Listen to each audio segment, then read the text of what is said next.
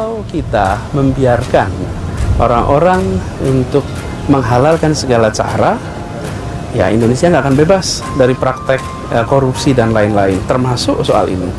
Dan bagi yang memilih untuk beli ijazah atau pakai ijazah palsu, sebenarnya sedang merendahkan diri sendiri. Seakan-akan tidak mampu kuliah betul sehingga dapat ijazah. Nah, dari sisi pemerintah, langkah yang dilakukan oleh Pak Menristek Dikti itu langkah benar. Kemudian dari Kemenpan juga sudah melangkah itu. Kita juga sekarang begitu. Kita akan lihat semua yang mendapatkan ijazah dari institusi-institusi yang diragukan. Begitu daftarnya keluar dari Pak Menristek Dikti, lalu kami akan cek semuanya.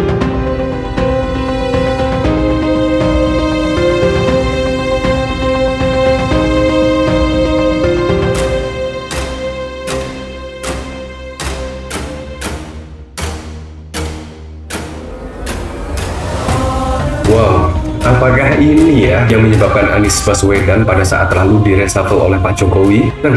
Pada saat lalu, sebelum jauh-jauh hari, itu Bambang Tri mengungkap terkait ijazah palsu dari Pak Jokowi. Anies Baswedan itu pernah, tidaknya ketika menjadi Menteri Pendidikan pada saat lalu, bahkan mengecek semua ijazah-ijazah ASN asli atau tidak. Itu bahkan sudah pada tahun 2015 yang lalu. Bayangkan ketika Pak Jokowi baru saja dilantik, ya kurang lebih 1 tahun, Anies Baswedan tiba-tiba mengeluarkan kebijakan akan mengecek semua ijazah-ijazah dari ASN, bahkan juga PNS. Ini menurut saya juga kebijakan yang sangat keren sekali ya. Apalagi saat ini terkait kasus ijazah palsu. Bukannya semakin mereda, tetapi isu-isunya semakin berkembang di tengah masyarakat. Terutama terkait apa? Ya, ijazah asli, tetapi prosesnya tidak seperti biasanya. Nah, ini juga menurut saya, apa yang dilakukan Anies Baswedan pada saat lalu, kalau misalkan apa yang ditemukan oleh Roy Suryo, Rismon Sianipar, dan bahkan Dr. Tiva itu benar, ya pastinya itu juga membuat ketakutan dari Pak Jokowi. Bayangkan 2015 yang lalu ternyata Anies Baswedan sudah pernah mengungkapkan beberapa ASN yang diduga memiliki ijazah palsu dan lain sebagainya.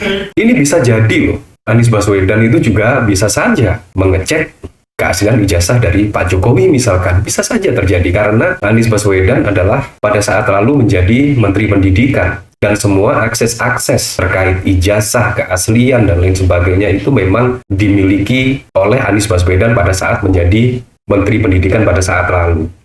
Nah, ini bahkan dikomentari oleh Dere, yang menggunakan ijazah palsu itu merendahkan dirinya sendiri, seakan-akan tidak mampu kuliah betul, sehingga mendapatkan ijazah. Begitu data pemakai ijazah dari institusi yang meragukan keluar. Kita akan cek semua Anies Baswedan pada tahun 2015 yang lalu. Seperti ini. Kita akan lihat semua yang mendapatkan ijazah dari institusi-institusi yang diragukan. Begitu daftarnya keluar dari Pak Menristek Dikti, lalu kami akan cek semuanya. Kita akan lihat. Bayangkan ya, akan dicek semua ya.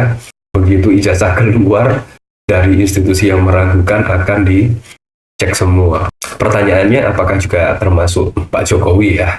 Nah, memang pada saat lalu itu masih menjadi perdebatan publik ya.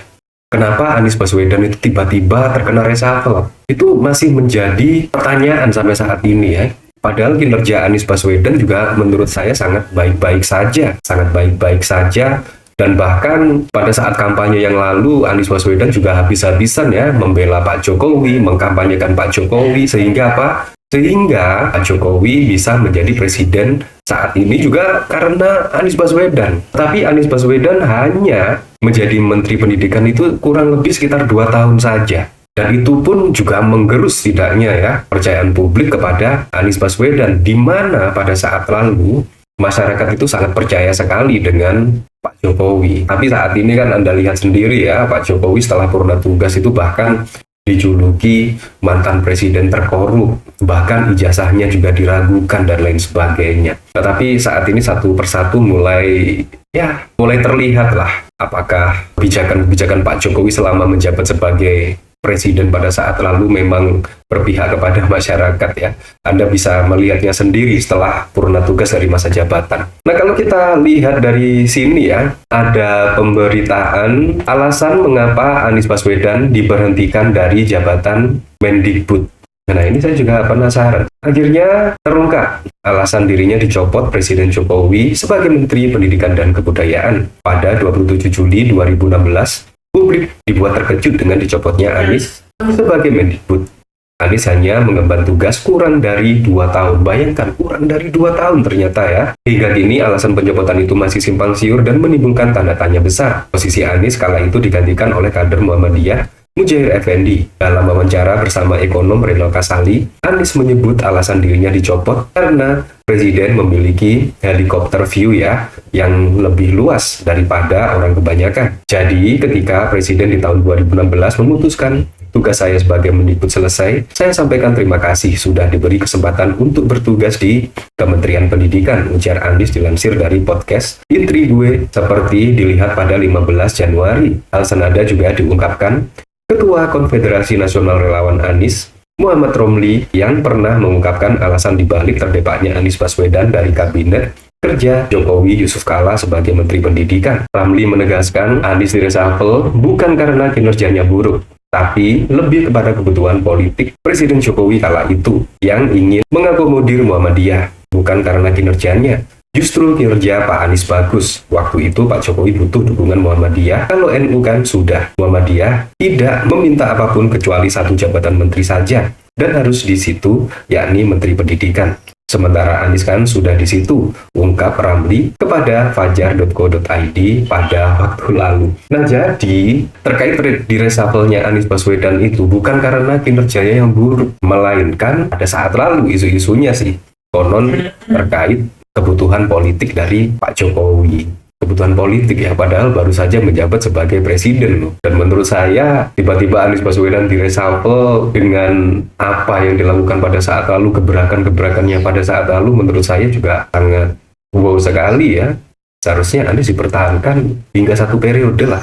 Ya, tetapi untung saja Anies Baswedan direshuffle dan akhirnya menjadi Gubernur DKI Jakarta. Itu juga sangat wow sekali lah. Nah, bahkan pada 2015 yang lalu, tepatnya pada 3 Juni, Menteri Anies pembeli ijazah palsu merendahkan diri sendiri. Sangat masuk akal sekali. Buat apa juga ijazah ya?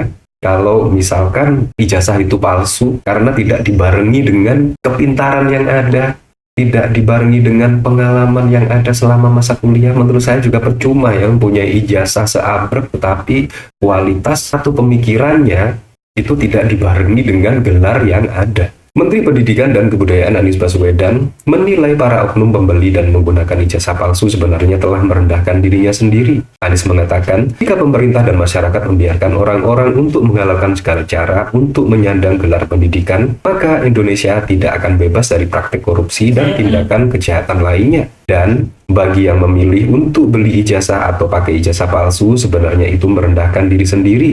Dipaksakan tidak mampu kuliah betul sehingga beli ijazah, ujar Anies di Kompleks Istana Kepresidenan pada 3 Juni. Nah, apakah ini ya, menurut saya ini alasan yang cukup relevan sekali kalau Anies Baswedan tiba-tiba direshuffle karena ya ngomongin ijazah palsu terus ya. Bayangkan, baru dilantik sudah ngomongin ijazah palsu.